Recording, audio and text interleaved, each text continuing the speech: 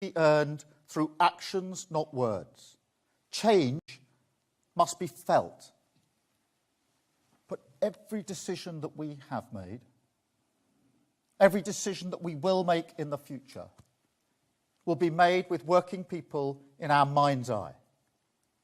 People who've been working harder and harder for years just to stand still.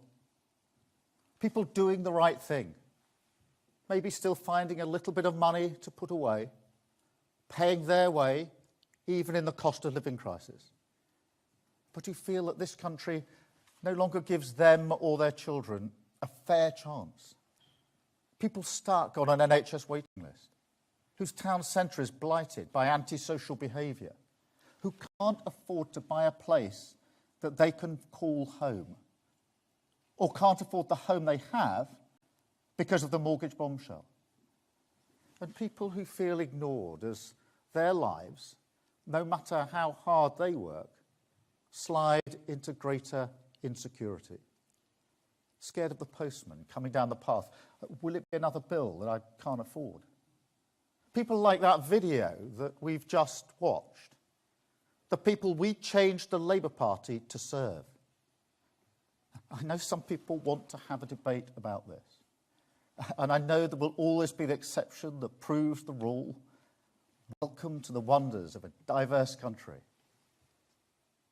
But I also know that the working people of this country know exactly who they are, and that they are the golden thread that runs through our agenda. Every single one of our national missions is about delivering for them. And we're getting on with the job. That's why we reform planning rules, to get Britain building again, restore the dream of home ownership. It's why we ended the junior doctor strikes, to lift the pressure on our NHS, start cutting waiting lists. It's why we stopped the riots with tough sentences for violent thugs, launched a border security command to smash the people smugglers, switched on Great British Energy to get Putin's boot off our throat, make our country more secure, create good jobs right across the country. It's also why we've started the work of changing our economy, stabilising it, fixing its foundations, but also changing how it works for them. An employment bill that will finally make work pay, that will contribute to growth and raise living standards for working people. A direct response to the cost of living crisis that we were elected to tackle for them. Because, let me tell you, it's working people who pay the price when their government fails to deliver economic stability. And they've had enough of slow growth, stagnant living standards, and crumbling public services. They know that austerity is no solution, and they've seen the chaos when politicians let borrowing get out of control. We choose a different path. Honest, responsible, long-term decisions in the interests of working people. Because it's stability that means we can invest, and reform that will maximise that investment. £63 billion worth of investment secured from business 2 weeks ago. A record-breaking show of confidence in our plan for growth. That's investment that will create tens of thousands of jobs, good jobs, in every corner of the country. I know that some people recoil from the tough decisions we have to make to fix the foundation. But that investment, it didn't happen by accident. It's because businesses can see that we're fixing the foundation. Everyone who finds damp in their house knows they have to make a decision. Paint over it, or strip it out, pull off the plaster, and deal with it once and for all. So I will defend our tough decisions all day long. It's the right thing for our country, and it's the only way to get the investment that we need. Stability, investment, reform. That is how we will fix the NHS, rebuild Britain, and protect the payslips of working people, delivering on our mandate of change.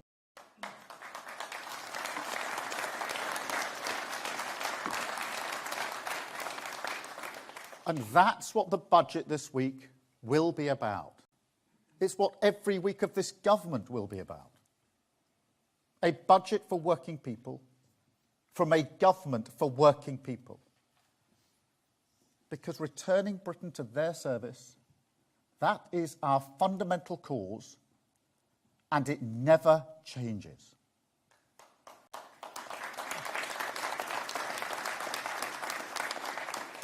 It will also be the first budget delivered by a woman ever.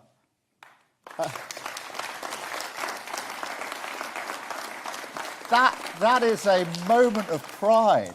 When Rachel Reeves stands up, she will be making history. And I can tell you, young women and girls across the country will be watching, they will look up, and they will notice.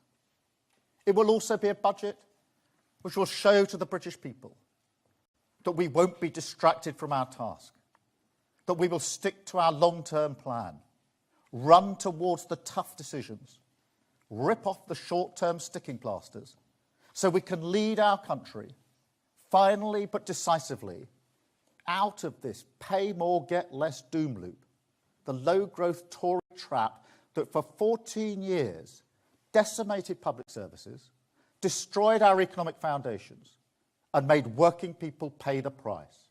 Now, mark my words, that era is now over.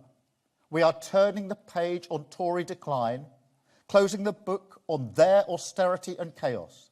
Those days are done. They're behind us, and change is here.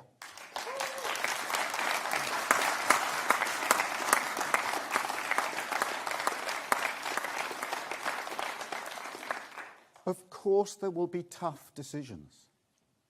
Rebuilding Britain and delivering growth, that'll take the skills and effort of all of us. That's why this budget will also get Britain working.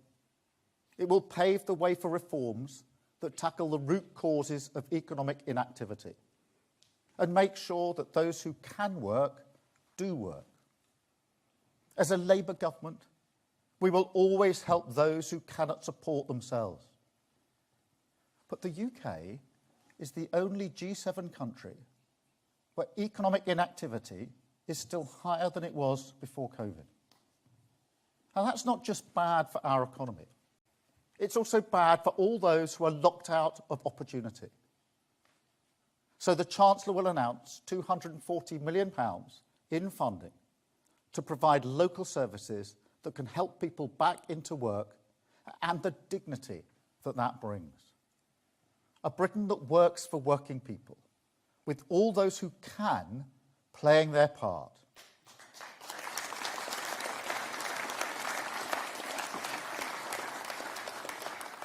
We will also be ruthless in clamping down on government waste, just as we will be ruthless on clamping down on tax avoidance. So the British people can see that every penny counts. Now, every single person in this country had to do that during the cost of living crisis. And government must be no different.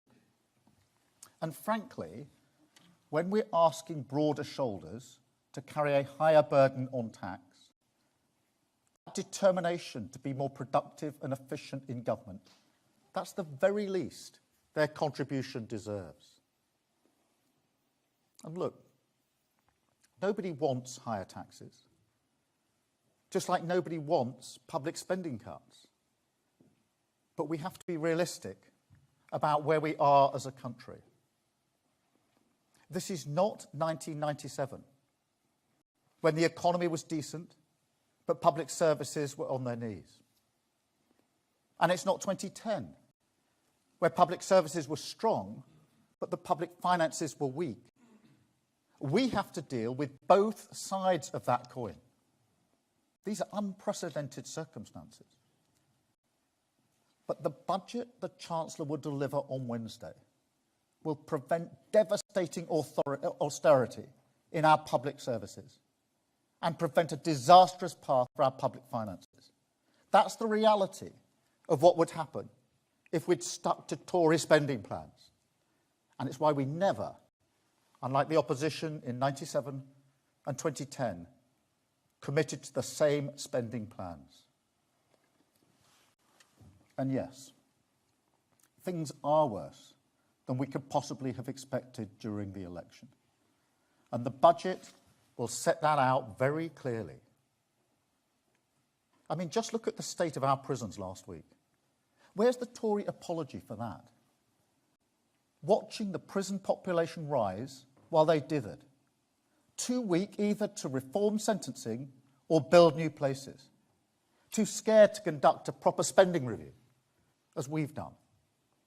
Because the damage they knew it would uncover. Oh, they knew. That's why they ran away from that exercise and called an early election instead. They knew our public services were broken. They knew there's a black hole in the public finances. £22 billion of unfunded spending this year, wasting the reserves 3 times over on Rwanda, asylum hotels, propping up a failing train companies. And that's before we even get to the long-term challenges ignored for 14 years. An economy riddled with weakness on productivity and investment. A state that needs urgent modernisation to face down the challenges of a volatile world. A country where people don't just lack faith in politicians to fix any of this, but also wonder whether Britain can, whether we still have the resources to move forward, or whether decline is now an incurable disease. They knew all of that, but I won't offer it as an excuse. I expect to be judged on my ability to deal with this. Politics is always a choice. So we won't hide from our decisions on Wednesday, or for that matter, any day. And besides, as I said 2 weeks ago at our International Investment Summit, we have huge assets in this country, leading positions in the industries of the future, clean energy, artificial intelligence, life sciences, the creative industries, a technical sector that is the envy of Europe, a heritage steeped in science, trade and innovation, and values deep in the bones of this nation, and which say to the world, this country is open for business. This country respects diversity and difference under the same flag. We are still the country known all around the world for our pragmatism and our creativity, the ingenuity and industry of our people. And so if we do grasp the nettle on our economy, if we do fix those foundations, stick to the values and deliver the change working people need, we won't just get through this. Better days are ahead. Seriously, this is an economic plan that will change long-term British growth for the better. We are tackling the biggest challenges in our economy. Higher investment, we're dealing with it. Planning, we're reforming it. The labour market, we're getting people back to work, but also making sure work pays. On competition, we're stripping out the needless regulation that holds back private investment. And all of this built on that foundation of economic stability. That is what fixing the foundations means, what delivering change means. And everyone in this country will benefit from this. Everyone can wake up on Thursday and see that a new future is being built, a better future.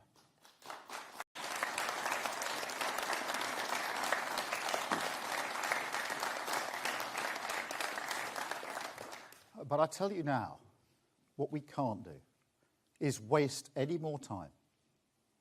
Politics is a choice, and it's time to choose a clear path. It's time to embrace the harsh light of fiscal reality so we can come together behind a credible long-term plan. It's time we ran towards the tough decisions, because ignoring them set us on this path of decline. It's time we ignored the populist chorus of easy answers, because we saw what happens if you reject the constraints of economic stability. And we're never going back to that. That is our choice. Stability to prevent chaos. Borrowing that will drive long-term growth. Tax rises to prevent austerity and rebuild public services. We choose to protect working people. We choose to get the NHS back on its feet. We choose to fix the foundations, reject decline, and rebuild our country with investment.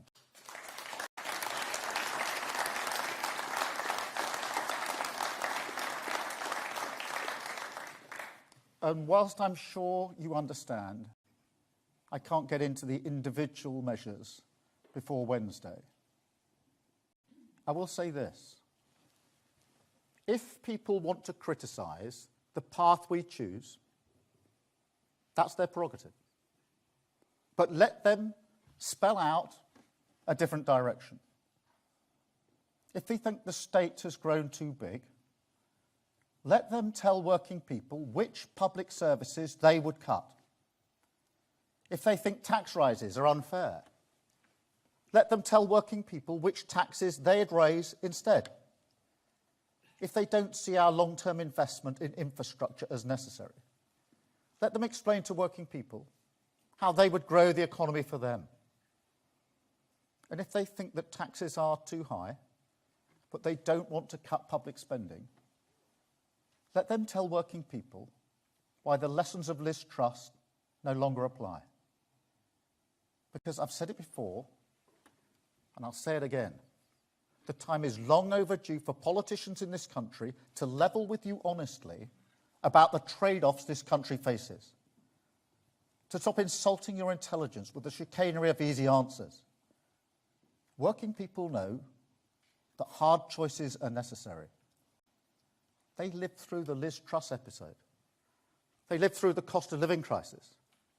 So they know that the things they want from us, protecting their living standards, rebuilding our nation, fixing our public services, they know that this can only be achieved alongside economic stability. There are no shortcuts. No, what they want to see on Wednesday is a country on a different path, making different choices. They don't want to pay the price anymore in times of crisis because our economic foundations are weak. And they don't want to see the proceeds of growth, which could serve their family, their community, their public services, instead always serving those at the top. They want change, and that is what they will get, because that is the mandate we're elected to deliver, the only path consistent with our driving purpose to return Britain to the service of working people.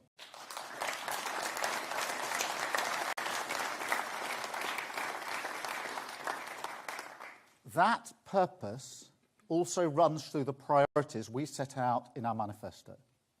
The national missions, which capture the hope working people have for the future of our country. And look, there's a paradox in politics at the moment. All around the world, traditional values, democratic values, values that have underpinned the way countries like ours have operated for years, the pragmatism that is part of our identity, it's under attack. Why? Because people, working people most of all, have lost faith it can still deliver for their family. And yet at the same time, what people want from politics, that hasn't changed. People want a stable economy. They want their country to be safe, their borders secure, economic security, national security, border security. Those are still the foundations everything rests upon. And then beyond that, they want exactly what those national missions promise. A growing economy, safer streets, clean British energy in their home, opportunities for their children, and an NHS that is there when they need it. I know populism preys on the fears that people have, that these things no longer belong to them. But I've never felt that the right response is to ignore those concerns, rather than showing that they can still be delivered. So I'm never going to pick just one of those missions and say that's everything, because every single one of them matters to working people. And for that same reason, I will never turn away from them either. In fact, because I know that actions speak louder than words, because I expect to be judged by the British people.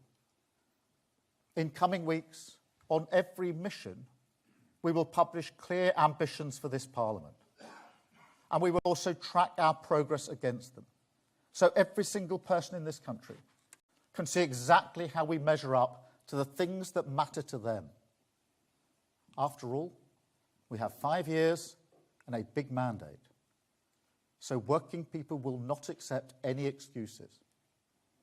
They want to see us build 1.5 million homes, make sure a record number of children start school ready to learn, raise living standards so there's more cash in their pockets, restore confidence that crime will be punished, guaranteed neighbourhood policing in every community, make sure our energy system is more secure by harnessing clean British energy, accelerating towards net zero. And on our NHS, they want us to cut waiting times dramatically to meet the 18-week target that is still the best benchmark of an NHS that's back on its feet, facing the future, and once more, a beacon of pride to the world.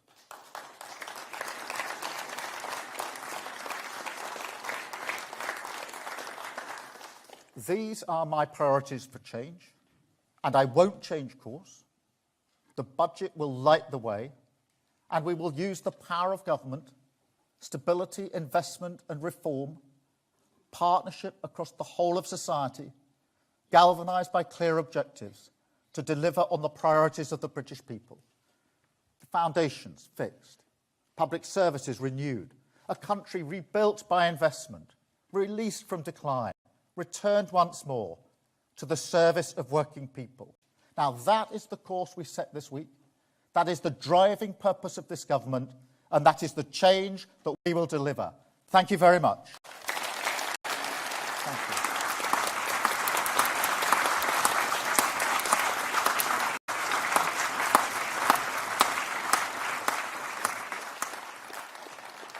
Thank you very much. I'm now going to take a number of questions from the media, and I think I'm starting with Vicky at the BBC. Vicky, I think I can just about see you out there. Hi, Vicky Young, BBC. You're promising to be honest with people, but isn't this turning out to be a budget of sneaky tax rises? You're putting up employers' taxes, which will be passed on to the working people that you say you want to protect.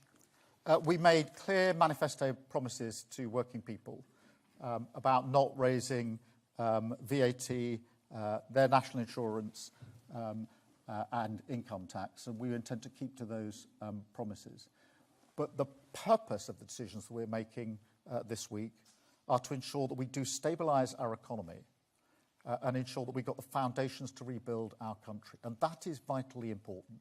We will never get the investment into this country that we need if we don't stabilise our economy. It's a vital first step. And that's why I said it's a bit like people, and everyone will have had this experience of damp or cracks in your house, and you take a decision. Am I going to paint over it and hope for the best? The same thing always happens. The damp comes back, the crack's still there. Or do it properly from the outset. We're going to do it properly. We're going to fix the foundations. That's why we'll take the difficult decisions that we need to take on Wednesday and rebuild our country. Thank you. I've got Harry from ITV. Thank you, Prime Minister. You talk about being honest and being realistic. Shouldn't you be honest that for many working people, the amount they will pay in tax will be going up after your budget? And if you can't be honest about that, then shouldn't the public have every right to feel let down and to lose faith in your government after this budget? Let me be clear. So far as working people are concerned, I'm concerned with what's in their payslip. and making sure that there is no more tax in their payslip. And that matters to people because we made that promise to them. And honesty is really important here because we're facing really difficult decisions. And I'm not prepared to continue with the fiction that we've had previously over the last 14 years. Where there are problems, we'll identify them and we will fix them. And because we are fixing them, we will have the foundation to rebuild our country. And that's what I mean by levelling with people, not pretending there are easy answers. And that's why I say, for those that want to criticise our course, the path that we've chosen, let them tell us what they would do, what different path that they would take to fix our country. Which public services would they cut? Which other taxes would they raise?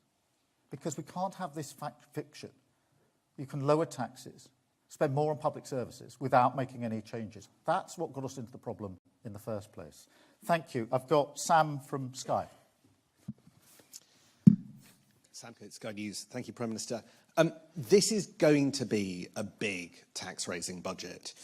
Are you certain that you're front-loading the pain? And if so, can you rule out more big tax hikes in future budgets? Because there's a fear that we're just going to go through all of this again in a year's time when, for instance, you realise that you haven't got a plan for how to pay for things like social care. Well, let me take that head on, Sam, because I fundamentally believe that we need to run towards the tough decisions.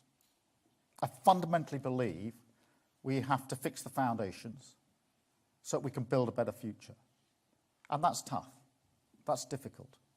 But that's why we're taking the decision on Wednesday to do it, because it's the right thing to do, and it's the right thing for our country. And I think and believe that it will also allow investment to come in, secure that we're a government that's prepared to do the tough things to stabilise the economy. Now, 2 weeks ago, we got £63 billion worth of investment in our international summit. That's an unprecedented amount of money. And many of those investing said it's because they've got confidence in the way that we're approaching the economy. That doesn't happen by accident.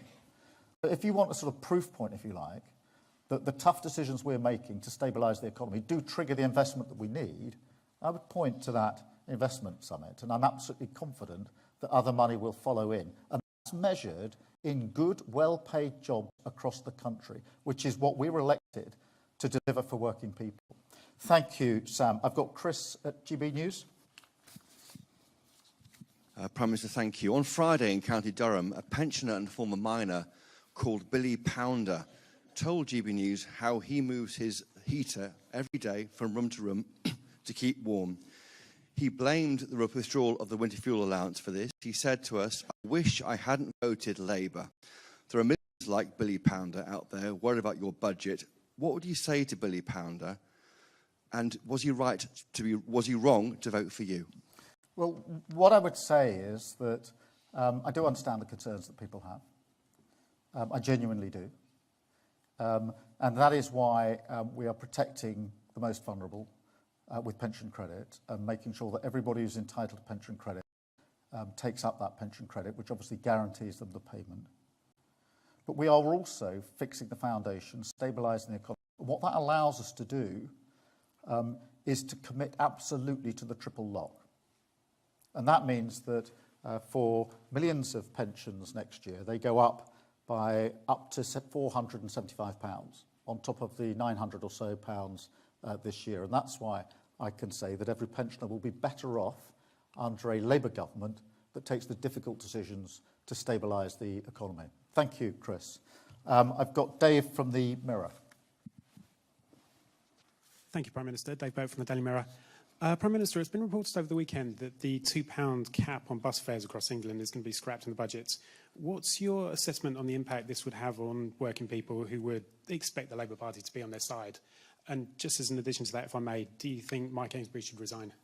We're going for one question, otherwise we'll start but let me just deal with both those issues.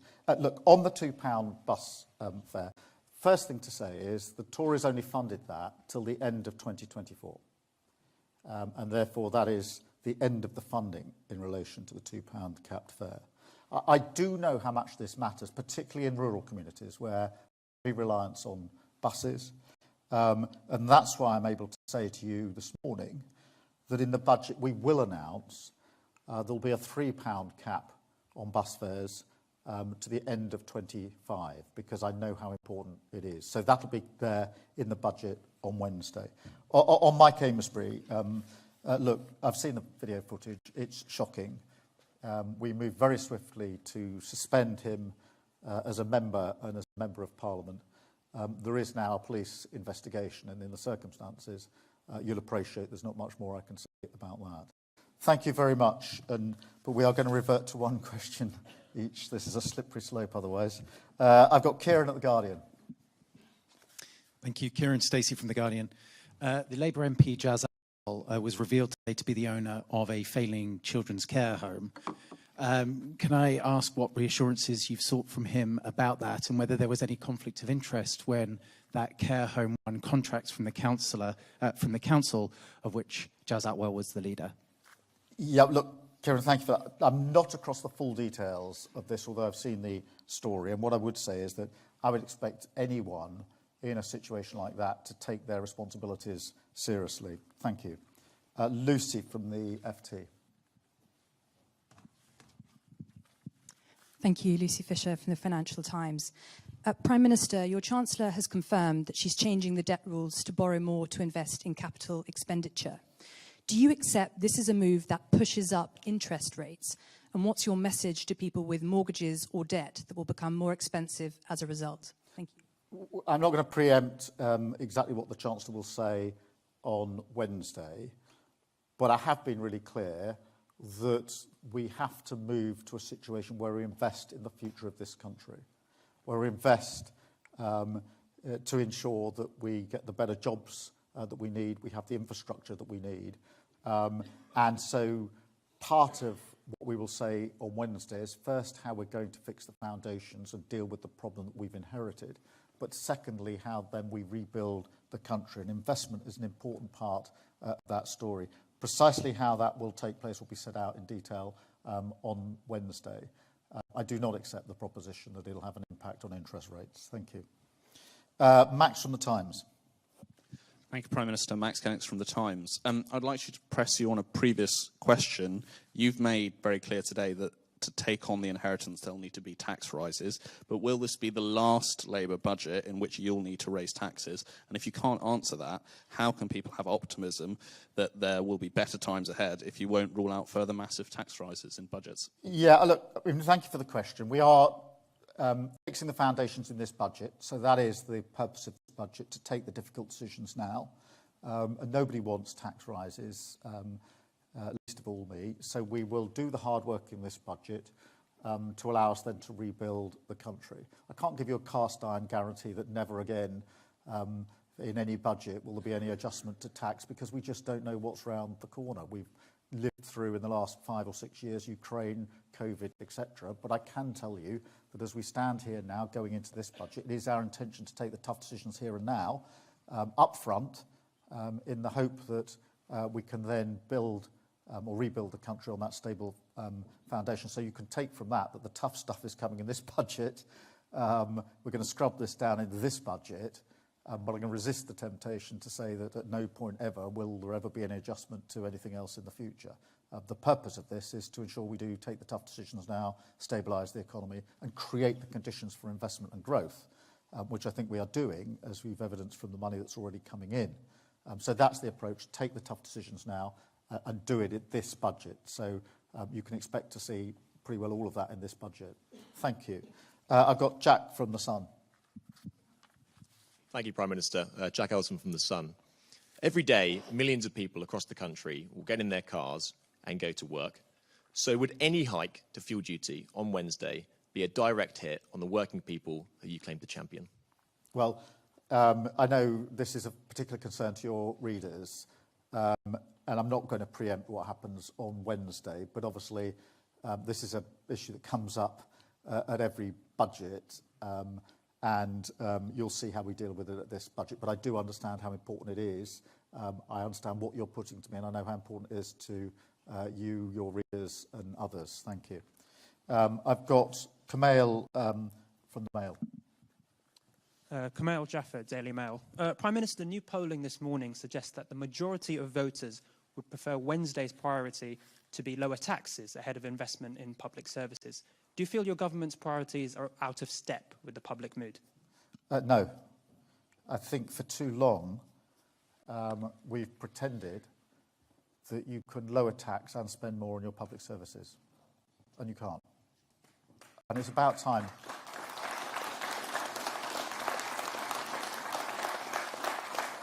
And it's about time we faced up to that. Almost everybody knows the NHS is broken. We're going to fix it. We're going to put it back on its feet and make it something we can be proud of again. That's the path we're choosing. And that's what we'll deliver for working people. But what we're not going to do is continue the fiction that's got us here in the first place.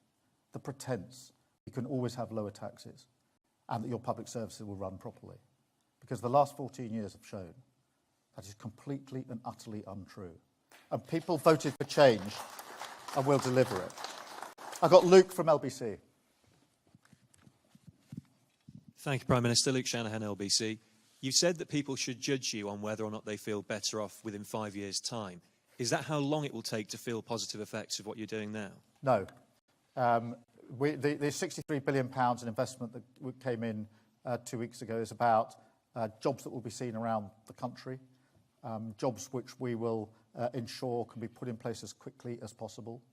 The money that we will spend on the NHS will make sure that NHS is getting better straight away, the first steps that we've set out. What I was saying is I expect to be judged by what we've delivered after 5 years. We've got a terrible inheritance. I think everybody can see that. It was bad enough with what we did know before the election. It's even worse now we've had a look at the books. Even worse. And we're entitled to spell that out. But as I said in my speech, it's now to us to deliver the change. And we will deliver that change. That's why we're taking these tough decisions. And yes, I expect to be judged on that at the end of this Parliament. Judged by whether we've made people better off. Judged by whether the NHS is functioning better. Judged by whether our public services are better at the end of a Labour government of 5 years than they were when we started. That's why we're taking these difficult decisions. And I'm very happy, would expect to be, judged by the British public on whether we've delivered on that. And every day I wake up focused on that delivery because we were elected into government to change, and I came into politics to change lives for the better. It's the only reason I changed my career, to come into politics to make lives better. And therefore I'll happily be judged on whether we're able to do so. Our path sets the course for that change. Thank you. And then I've got Mark from the Express and Star. Mark Andrews, Express and Star. Thank you, Prime Minister. You've spoken a great deal about growth and investment. There's been a service published today by the Black Country Chambers of Commerce saying that confidence in small businesses in the Black Country has fallen since the election, that investors, the companies that were planning to make investments in creating jobs have decided to have a wait-and-see approach, store their investment because of fears of what's going to be in the budget. What would you say to give confidence to small, medium-sized businesses in areas such as the Black Country, what you will do for them to encourage them to invest and create jobs in the region? Yeah, well, first let me acknowledge how important small businesses are to our economy. There are many, many small businesses. They're the backbone of our country and our economy. They make a huge contribution. And therefore, it's very important that we take steps that make it easier for small business, not harder for small business, and we intend to do so, not just in the budget, but also more broadly. There's the wider questions we're taking on in relation to planning, in relation to regulation, and the inward investment, the £63 billion, which will then go alongside other investment, including investment of small business. So let me acknowledge how important they are, and let me reassure them that we intend to make it easier for small businesses, not more difficult for small businesses, because we know how central they are to our economy. Thank you all very much for being here. Thank you for listening. Thank you.